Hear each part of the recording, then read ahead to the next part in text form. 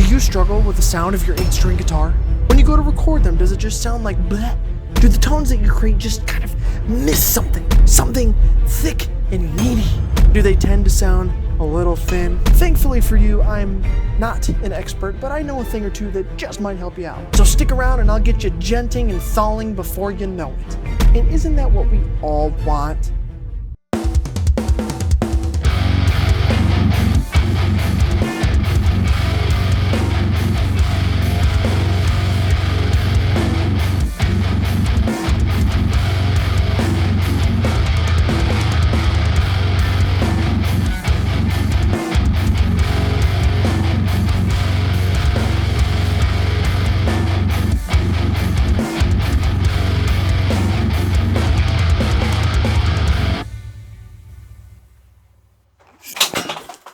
That, my friends, is what I call a halfway decent guitar tone and a halfway decent mix with an 8-string guitar. Although I think there are a few things here that'll help you out with your own 8-string guitar tone and recording when it comes to mixing and all that fun stuff. So I'm gonna go over a few of these tips here to get you kind of in the ballpark of where I'm at, or even better, and then I'll let you go because we just wanna write music, right? So the tone that you're hearing is this thick, meaty tone that I came up with the Archetype Gojira X on my Ligator 8-string. This is just standard F-sharp tuning. There's nothing special about it. It's not drop tuned. Nothing different from what a normal 8-string guitar should be tuned to. And you know, it's just got this.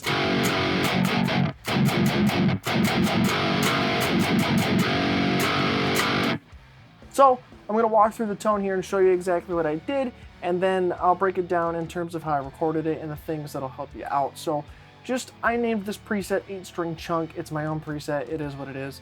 In the front end, I've got nothing going on with the wah or the octaver. In the front end, I've got the overdrive here set with these settings here. Got the level cranked up as usual. Really helps to compress the 8-string guitar signal, and the tone is kind of in the middle. No distortion because we don't want to add any extra gain to this, and I'll explain why later. That's it for the pedals there. On the amp itself, I do have the gain cranked up on this amp only because if you've seen some of my other guitar videos, you'll see that I've talked about lowering your gain, and contrary to what I'm saying now, to get a better sound and a better mix. But the issue is with this guitar, the pickups are very, very low output, so I kind of have to crank things up to get them to a equivalent level of what it would be with my Majesty guitar. So I kind of have to adjust for this guitar specifically, but it's still a low gain tone. It's just with an overdrive in the front. So it is what it is. I know that's kind of misleading, but trust me, the lower that you can get your gain to where you're happy, the better everything's gonna be for your playing, your mix, and your tone. So just right off the bat, there's videos for that all over the place that I've done. You can go check those out. I explain in more detail and blah, blah, blah. The bass I have turned down because we don't need a lot. We want a little bit so it doesn't sound thin, but not a whole lot.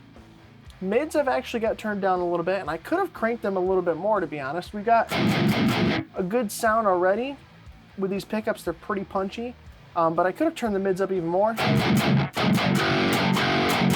And maybe that would have made things sound even more punchy now that I'm thinking about it, but I take that into consideration when I'm using this guitar because these pickups are very punchy, right in your face. They're very attack heavy, and they're bam right there. But that's basically where I got the tone. Not a huge difference, but the mids are there. The treble I cranked up just a little bit just to get the nice gristle and everything, and that's about it. Master is basically at noon. Presence, again, basically at noon. It doesn't need much more punch in your face. Depth I've turned down a little bit just because we don't need the extra whoomph coming from this, because it's just going to build up bass and compete with the actual bass guitar.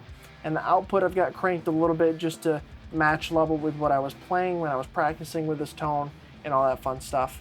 And over here on the cabinet section, I've got a dynamic 57 and I've got a condenser 414, and the positions are as you see here. So go ahead and copy that if that's what you want to do. Over on the EQ, really not doing anything at all. On the effects out this way, I've got a little bit of reverb on there because I like to add just a tiny little bit of like room sound. There's no room mic in this, like in the John Petrucci Archetype. So I add a little bit of roominess to it just to give it some space and make things sound even more kind of like alive. And that's pretty much it for this tone here. You can see I've got a whole bunch of different tones. 8-string chunk is the one we did. It dialed back the mid, and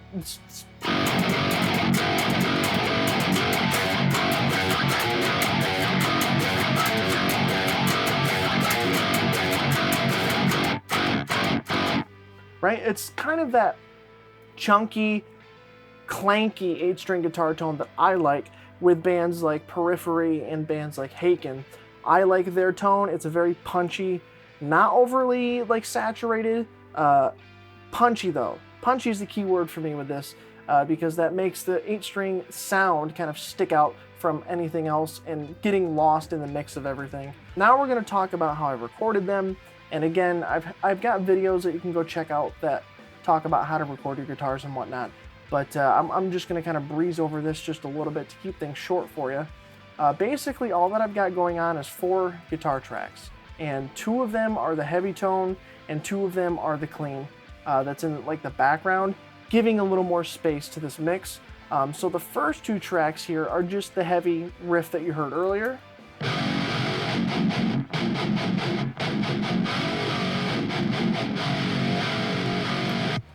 And you can hear how kind of interesting they sound on their own. They don't sound great on their own, but in a mix, it works.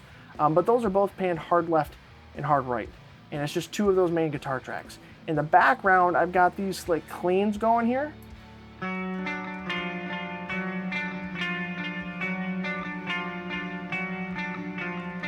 With like a weird, creepy, haunting chord, just to give it, again, some more space. And they're very low and everything. You might hear them sticking out a little bit, but it just gives kind of an ambience to the riff itself. And that's literally this riff. And the bass is just basically following the guitar, which also helps with the 8-string sound, especially when you get the extended range stuff.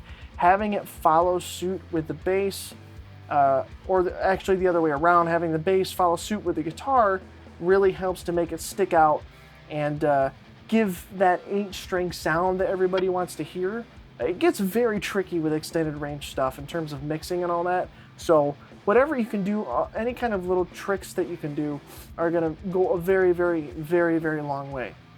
And then the biggest other thing that I can really tell you, other than having the bass really well in lock and key with the guitar, is the drums. So the kick.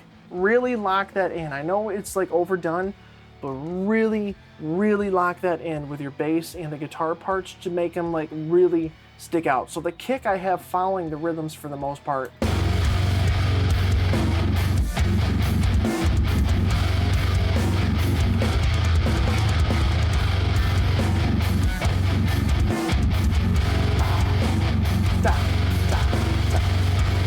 Like, the big open hits are the ones that I want to stick out the most.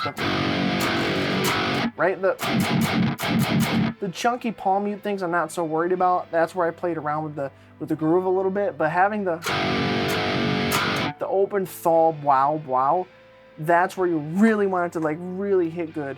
So having the bass locked in with that in unison and having the kick with the same rhythm, just locking in that rhythm, goes 100,000 miles to make that riff, that part of the riff, hit a lot harder. The next thing I'm going to say is going to probably baffle you if you've not heard it already, but one of the biggest aspects of like what your guitar tone sounds like and how good it can sound is the bass. So in the bass section itself, I know we talked about it a little bit ago, I'm using the Nolly bass from GGD because it sounds really great to me and you can control the sub on it.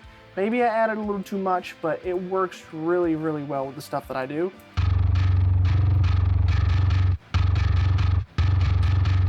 And I have this on the heavy setting, and I turn the sub up because it's normally set at noon. I turned it up just a slight bit by 2.6 dB because I wanted a little more low end coming out of this because I didn't have it as a DI. When you switch it to the heavy tone, it kind of takes away a little bit of the bottom end, so I wanted to put that back. And that's one of the things that I like about this plugin is that you can kind of change the tone and the sub frequency of it right in the plugin. You don't got to mess with any kind of external EQ plugins or anything. It's really, really a nice feature, but you can hear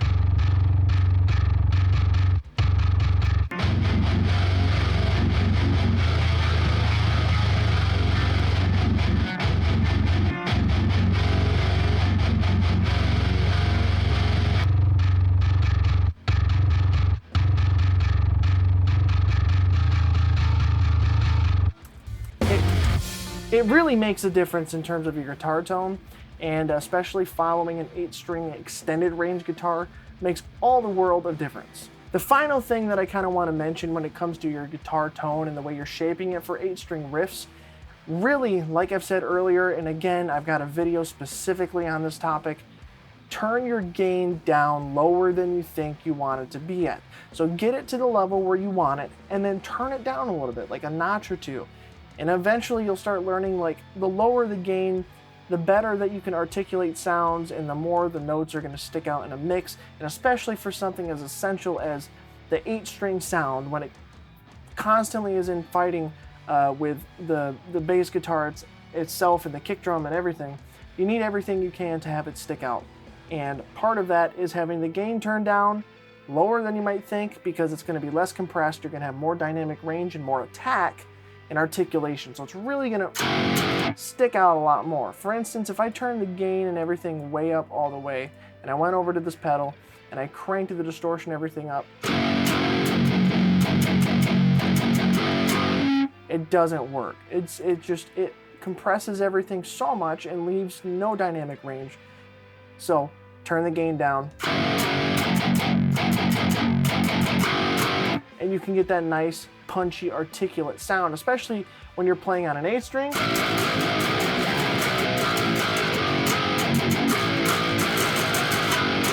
It just makes so much of a difference. I can't say it enough. Please, please, please, if you haven't seen that video, go check it out about how to really dial in your guitar tone.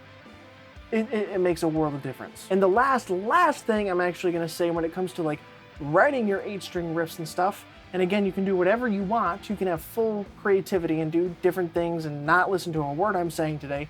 But when it gets down into the range of 8-string guitars, chords just don't work the same that low.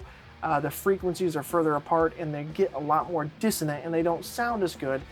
So a lot of times you want to stick to singular notes on an 8-string. Now, you heard me chugging with, and that's because it's got a bit of dissonance and I like that sound, but like, power chord might sound okay, but it's really kind of not quite in tune as if it would be if you're playing it somewhere else. They don't work. So having the